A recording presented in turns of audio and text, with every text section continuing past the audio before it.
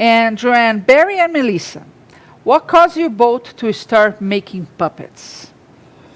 You go first. I don't know your story. Oh, my story's fabulous. I had an out-of-body experience. A girlfriend and I, who is also a talented artist, her name is Nikki Weber.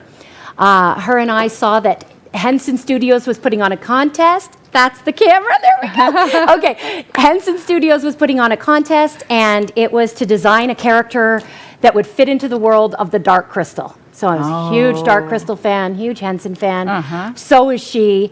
We found this out before the contest ended in like 2 weeks. And so we were like, let's just do it. So we collaborated, just it's very similar to this. Nikki's skills accent my skills. She's an excellent seamstress. She sewed a lot of the components on it, and I did all the felting. We created a character. Well, gosh darn it, we placed in the top 10, got honorable mention, got invited to New York to meet the Hensons.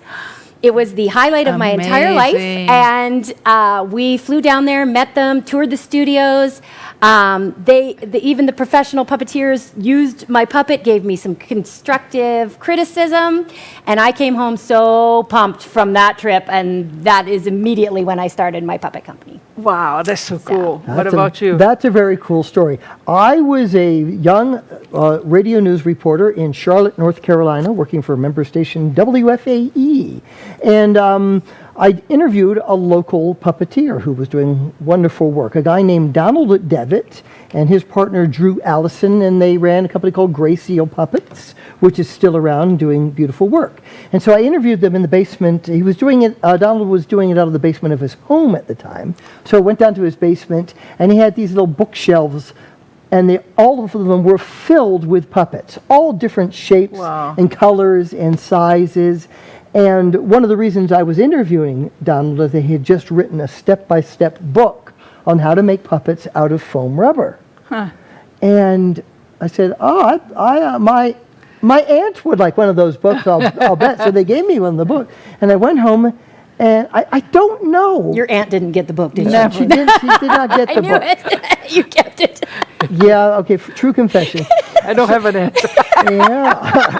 Well, I did have an answer, but she was like in London. So that was not going to work. So I went home and I made a puppet, and it came out terrible. And I thought, I've got no talent for this. And for some reason, I still don't know. I still can't explain. I made a second one. I still have that puppet. Wow. It actually came out pretty good. And I had no idea what was I going to do with puppets. I had no thought.